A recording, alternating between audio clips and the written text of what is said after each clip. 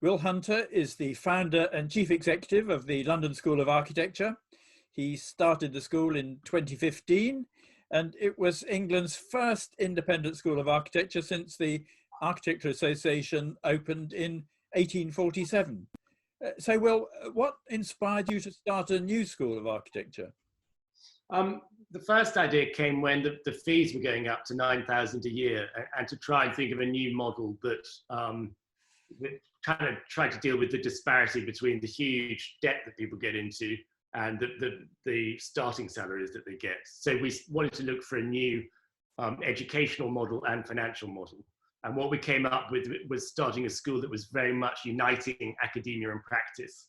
So we have a practice network now of about 125 practices, which has last headcount pre-pandemic 20,000 people in it globally. And they offer students work placements so that helps support their tuition fees.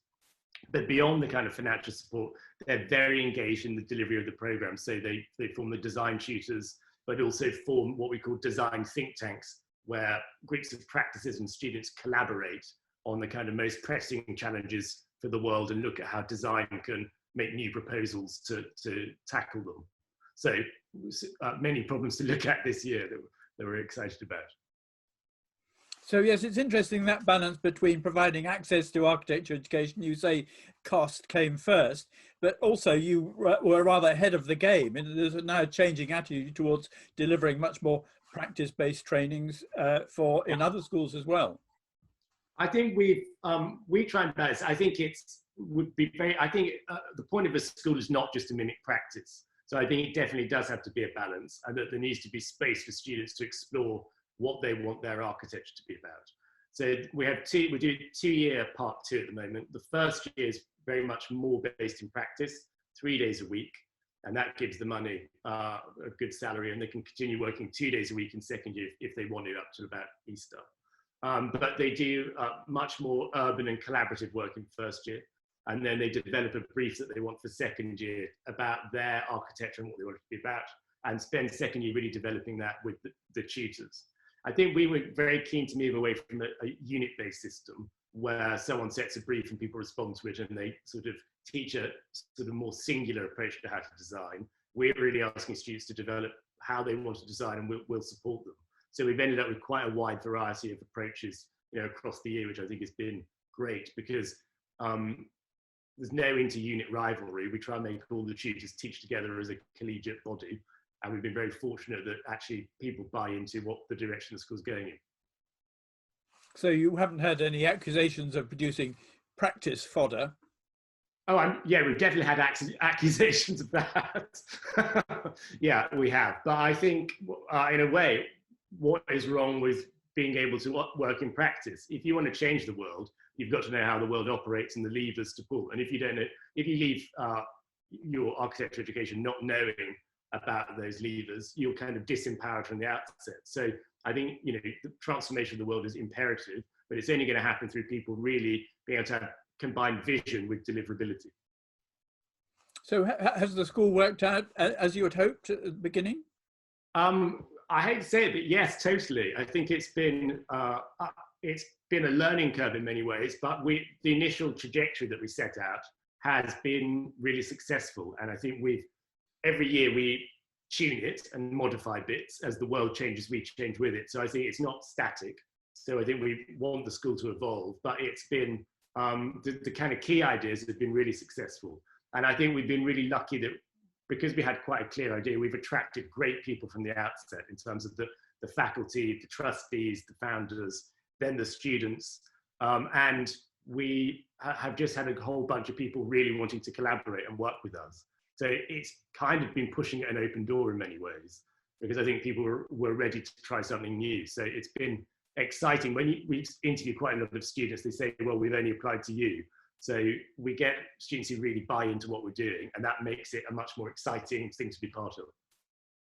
So what impact do you think you've had on architecture education more widely? Because you say it's very new, but when I started out in the architect profession, actually being articled to a practice was a fairly normal thing to do. And there were a lot of part-time courses that people went to as well. And that relationship with practice and academia, although it wasn't quite so academic in those days, for sure, but that relationship with the schools and practice was a very close one. But after the Robbins report and architecture schools going into universities, then it did become less vocational and more an academic training. So have you created a better balance, do you think?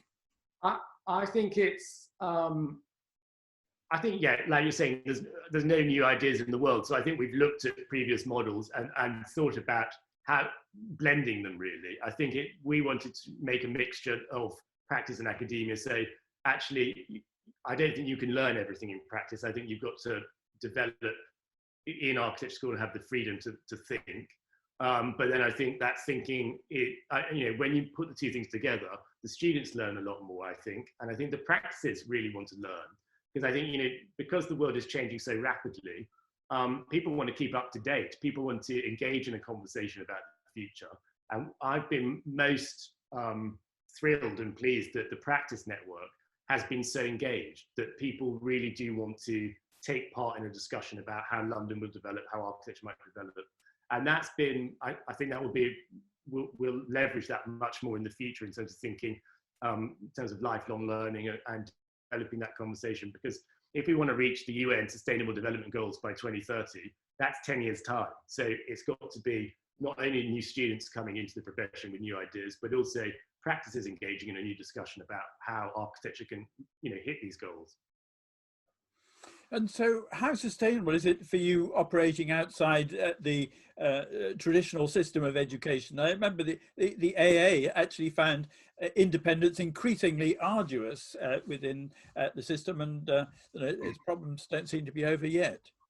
Well, I hate to say it, but we are very much part of the system. So the system, I think, has changed quite a lot since the AA was founded, and through its recent history, the coalition government and beyond has introduced lots of reforms to try and make it much easier for new providers to start, and we've been part of that. So I think it's totally sustainable. I think we've been, lots of new providers have started and are starting at the moment, and there's much more a dynamic marketplace for new providers. So I think the government agenda is definitely to support you and support small providers.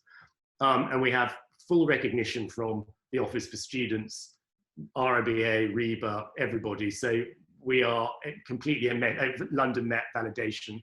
So we're very much enmeshed in the system. And I think it's, I think it's totally sustainable. However, having said that, I do think we need to grow to about 300 students. And that's the plan for the next 5 years. I think in order to develop our impact, we should be having undergraduate students, Part 3 students, and really looking at how we can transform the profession more by actually reaching back to schools and recruiting directly from schools. So I think there's a real growth opportunity for us to reach a kind of bigger scale and more impact. And when does the undergraduate intake start? We're very optimistic that we will start the undergraduate from September 2021, but we're still have a lot of work to do. So if it's not then, it will be the following year. You plan to step down as director, but will remain as part-time director of entrepreneurship. So what does that mean, and what else are you planning to do?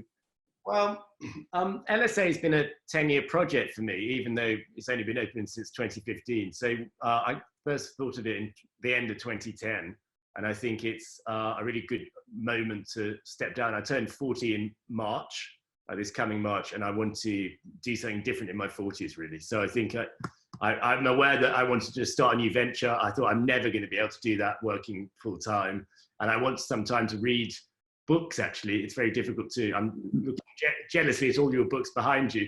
I've got a similar stack behind by my bed that I want to get through, and just to be open to new ideas and think, actually, it might seem strange to leave your job in a pandemic, but because the world is changing so much, now's a really good time to rethink new solutions and start something new. And it also felt a really good time because we've done everything we said we were going to do in the initial launch of the school. It feels a good time for a new director to come on board and shape the part one, the growth. That it feels like a next chapter. So I've given 12 months notice so that we've got time for the school to select the right successor. And then I'll be 2 days a month very much kind of adjunct, bringing the learning I have outside of the school back into it and working on starting something new. And I have no idea what that is yet. So I'm looking forward to having some ideas in the coming months and years. But I'm quite excited about it. I think I really like doing new things. So I'm looking forward to challenging my brain and looking where I can make more impact somewhere else. And so as director of entrepreneurship at the school in that period, do you feel architects should be more entrepreneurial? Because clearly you are yourself. Definitely that's something we try and teach. So I think a dream for the school would be that students develop projects and then go and realize them. What I've learned with the LSA is if you have a good idea, you will get backing. So there's a lot of money, you hear from venture capital people, actually, there's quite a lot of money and not enough ideas to invest in. And I think architects are so rare in that they're trained to think strategically and with vision.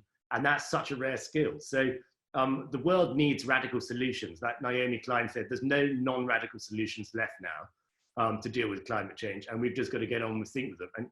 And who is better placed than architects to do that? I think it's such a rare gift to be able to think like this and carry people with you and lead teams and offer leadership. And I think our students are already starting to be entrepreneurial and think about how can we reuse waste or how can we develop new businesses. And I think that's super exciting. So I'd like to bring more of that to the school and help mentor students to do that once they leave as well. Will Hunter, thank you very much for answering my questions, and well done with the school. I mean, it's a fantastic initiative, and good luck with your radical future. Well, thank you very much. And I look forward to keeping in touch with you on that as well. And I'm working together and stuff. Good. Thank you, Pete. Bye.